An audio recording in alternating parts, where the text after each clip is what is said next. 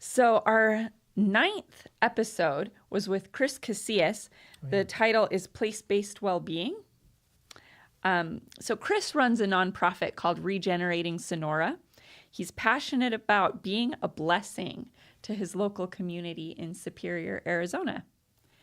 He says mindfulness in action can make us a helpful ancestor.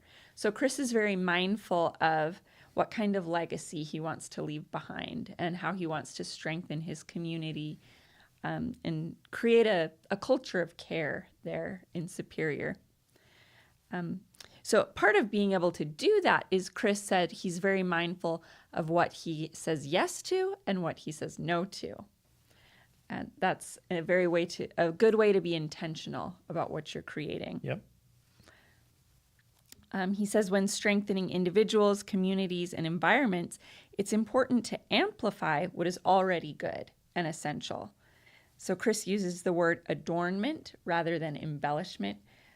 As he's building his community, he wants to really enhance the culture that's already there, the strengths that the people already have, just enrich what's established.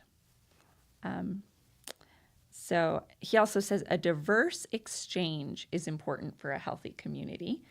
So diverse people, different ages he talks about, sharing resources, stories, wisdom. So that really enriches a community. Some important aspects of well-being for Chris. He looks at belonging, meaningful work, education, housing, food, a lot of the basics, but those things you might think of as less important, like the finding meaning in your work, that's top of the list for Chris.